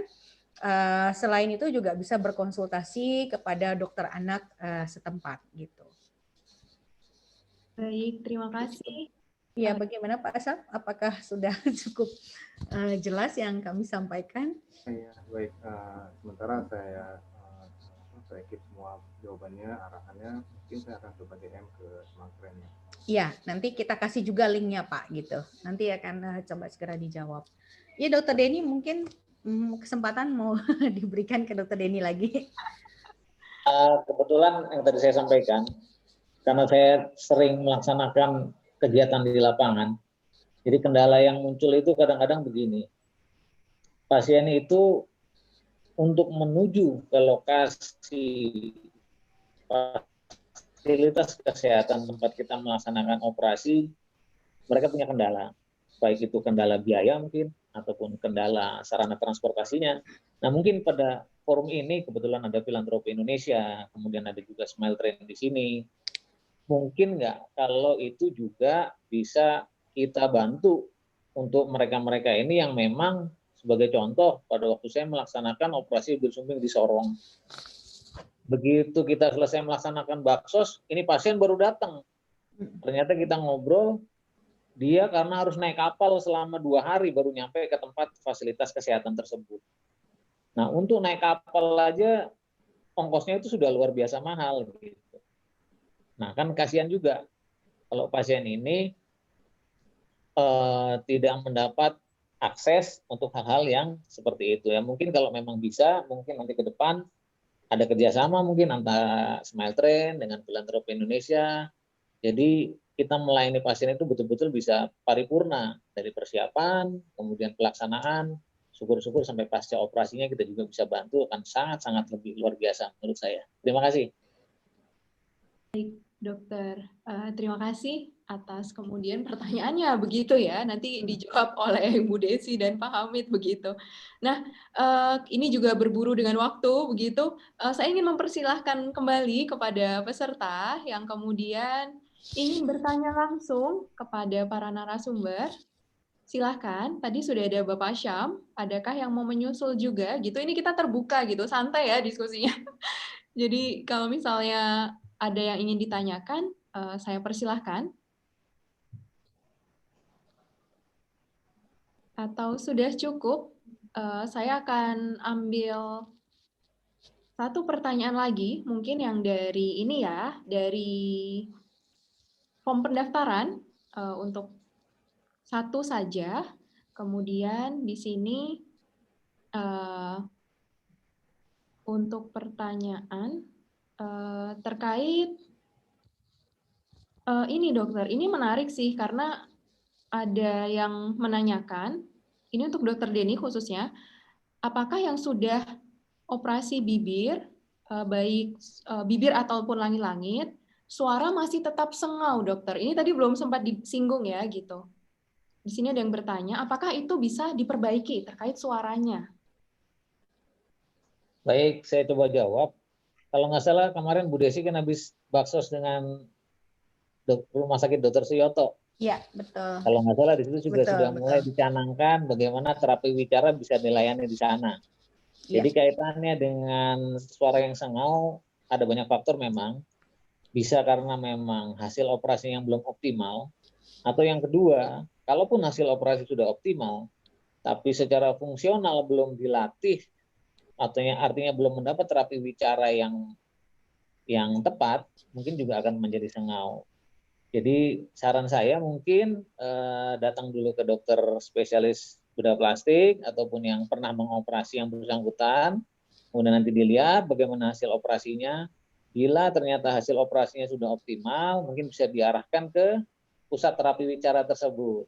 Nah, karena di tempat pusat terapi wicara tersebutlah yang dia akan dilatih bicaranya, bagaimana tahapan latihan bicaranya, sampai akhirnya dia bisa lebih baik dalam memproduksi huruf, kemudian membuat kalimat, kata dan kalimat. Mungkin Bu Desi bisa menambahkan yang kemarin Bu Desi.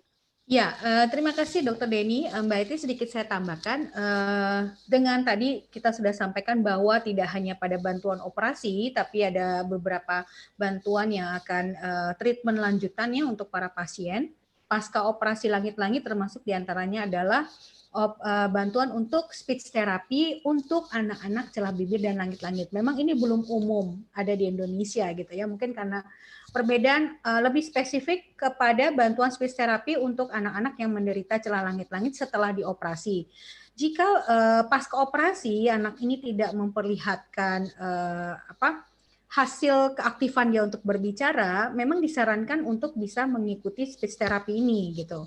Nah, kemarin kita baru saja mencanangkan untuk di Jakarta, itu dengan Rumah Sakit Dr. Suyoto yang saat ini masih dalam progres untuk persiapan kita sebagai salah satu center yang nantinya akan menjadi pusat rujukan untuk speech therapy anak-anak yang menderita celah bibir dan celah langit-langit terutama pasca operasi. Jadi jika mengalami yang seperti tadi masih kurang responsnya bagaimana untuk berbicara dengan baik gitu ya. Nah, kita sebenarnya udah ada beberapa, ada di Surabaya dan di Jawa Barat, tepatnya di Bandung. Hanya kita belum maksimal. Jadi tentunya mudah-mudahan ya bisa kita dapat segera maksimalkan sehingga tempat-tempat yang menjadi center ini bisa secara reguler itu bisa didatangi untuk mengikuti speech therapy. Tentunya dari support dari Smaltren. Jadi tidak perlu khawatir, nanti juga biayanya ditanggung oleh Smaltren. Oke, baik. Ini cukup menjelaskan begitu ya. Semoga menjawab tadi dari Bapak Sukri yang bertanya dari Kota Riau, HMI cabang. Ya betul, karena tadi saya tambahkan Mbak Heti ya, karena SDM kita yang masih sangat terbatas ya, karena speech therapy ini kan hanya khusus fokus kepada speech therapy untuk anak-anak penderita celah langit-langit gitu ya. Tidak sebanyak itu yang kita punya saat ini SDM-nya, jadi masih di 3 kota besar tadi itu. Tapi tentu saja itu akan ke depannya kita akan kembangkan sehingga nanti mudah-mudahan ada di beberapa kota besar lainnya gitu, sehingga bisa dapat diakses oleh pasien-pasien yang membutuhkan terdekat dengan mereka. Oke, baik. Terima kasih untuk jawabannya. Sudah cukup jelas. Nah, teman-teman, sampai juga kita di penghujung acara, tapi stop, jangan beranjak dulu kemana-mana, karena ini akan ada foto bersama. Karena iya. ini teman-teman berkontribusi pada filantropi sharing session episode pertama. Jadi ini episode yang spesial begitu. Jadi jangan kemana-mana gitu. Boleh dinyalakan videonya. Kalau misalnya masih malu-malu, boleh pakai foto gitu ya, foto foto diri gitu. Baik, ini saling kenal ya, biar saling tahu ya nanti. Ya, Kathy, mungkin tadi pertanyaan Pak Denny, Dr. Denny perlu dijelaskan. Saya singkat saja, jadi sekali lagi Dr. Denny, di filantropi ada banyak lembaga filantropi yang ada di kami, dan sebenarnya peluang untuk berkolaborasi bisa dimungkinkan, karena mungkin nanti kita bisa lihat lintas isunya atau di lokasinya. Jadi misalnya di filantropi ada satu lembaga yang khusus daerah-daerah tertinggal, itu kalau nggak salah IBM ya, kalau nggak salah. Heti ingat apa namanya? Insan Bumi Mandiri. Insan Bumi Mandiri itu lebih fokus di daerah-daerah terpencil dan terluar, itu mungkin bisa diajak. Kemudian tapi banyak juga lembaga-lembaga filantropi yang kalau yang penting dipetakan saja kebutuhannya apa, misalnya Smeltrain di aspek apa, TNI di aspek apa, kemudian yang dibutuhkan apa lagi. Nah, yang lain mungkin yang kita bisa akses sekarang ini ada banyak sekali crowdfunding yang didedikasikan khusus untuk sektor kesehatan. Itu juga mungkin nanti bisa diajak dan dikampanyekan di situ untuk bukan hanya menggalang donasi untuk pengobatannya, tapi juga tadi akses untuk transportasinya atau bekal dari pasiennya dan lain-lain. Saya kira demikian, nanti tinggal kita komunikasikan lebih lanjut saja. Kapan-kapan saya izin menghadap ini kita bisa kopi darat, karena kebetulan pengabdian masyarakat kayaknya itu salah satu program saya juga untuk menuntaskan hal tersebut. Jadi saya mohon izin kapan Bapak ada waktu saya izin menghadap nanti Pak, kita ketemu langsung. Siap. Baik. Ya, demikian Heti. Oke, terima kasih. Ini saya nggak mau dianggap sebagai PHP gitu kan, supaya ini bisa lebih berkesan. Mohon izin untuk mengambil foto dari sesi acara ini. Boleh Bapak dan Ibu menyalakan kameranya, kemudian berikan senyum terbaik, senyum secara virtual gitu ya, melalui monitor gitu. Dari operator kami akan mengambil foto. Baik, akan diberikan aba-aba. Sudah. Oke, berpose semuanya Bapak Ibu. Ya, untuk senyum anak Indonesia. 1, 2, 3. Oke, sekali lagi. Beda pose, gaya bebas gitu. Gini kayak, oke. 1, 2, 3. Oke, terima kasih Bapak Ibu. Terima kasih Bapak dan Ibu. Terima kasih semuanya. Terima kasih semuanya. Terima kasih semua, salam sehat. Salam sehat. Teman-teman. Salam Bang Dino. Halo, Bang Erwin. Terima kasih. Halo Pak Dino. Halo Bang Dino ya. Semuanya. Mantap. Sampai jumpa di Filantropi Sharing Session episode berikutnya.